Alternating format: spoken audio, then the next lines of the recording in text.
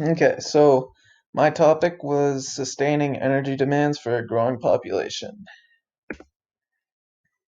Introduction. It is essential that humans find different ways to cut back on our fossil fuel use for the sake of our environment and for future generations. The issue, unfortunately, is the price tag. Fossil fuels are easy to burn and make a lot of energy, and as long as that is legal, businesses will look to fossil fuels to save money. Renewable methods of energy come with a risk factor and are expensive. So, as a business owner, it makes the most financial sense to go with what you know and burn fossil fuels. The blessing of being in a first world country also comes with the responsibility to be a global leader.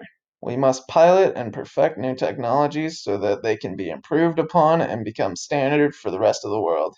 It is obvious that we do not intend on cutting back our energy use, so now it is pivotal that we take concrete steps to ensure future generations will have a healthy and livable planet. Nuclear power.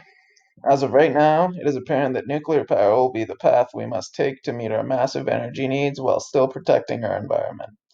Nuclear energy emits zero carbon, which makes it the only energy source that can come close to meeting our energy needs without emitting carbon into the atmosphere.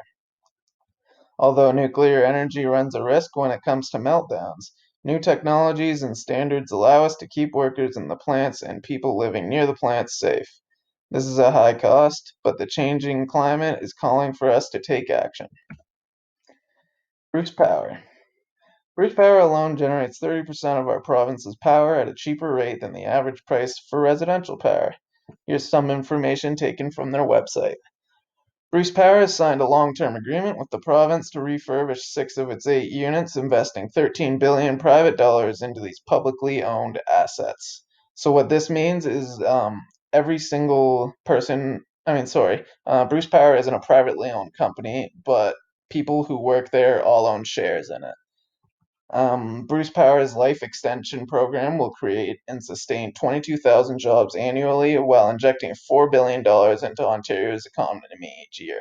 So it's obvious that this huge power plant is massively essential to that area and also to our economy because it provides so much energy and so much jobs and so many dollars. Not only do they take care of a large chunk of Ontario's energy demand, but they also employ many local people, some of whom had their town built just because it's close to the plant. Refurbishment of nuclear reactors. So, refurbishment of older reactors can be cheaper than building a new one, but will still cost hundreds of millions or even billions of dollars. This is another scary thing about nuclear reactors, the initial capital cost.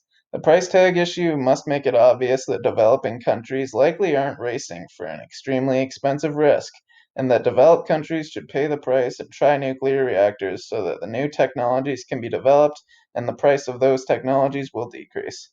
The price tag is too scary, but what is even more terrifying is that global warming. It is time for us to pick our poison and commit to it so we can get as far ahead as possible in the battle against climate change before it is too late. What can the average person do?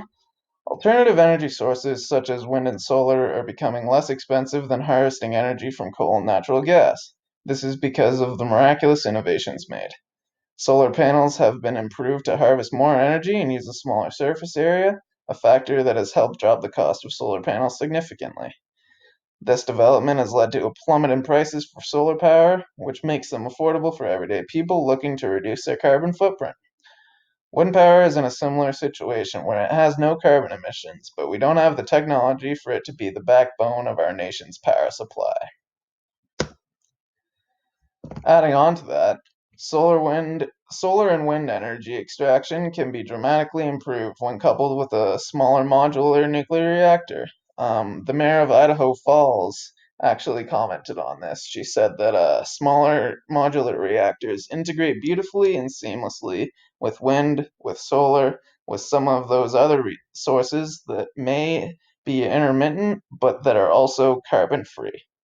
Although this does not seem applicable to the average person, neither did solar panels a decade ago. Advancements in technology will enable a regular person to harvest their own energy and potentially pay $0 for their energy bill.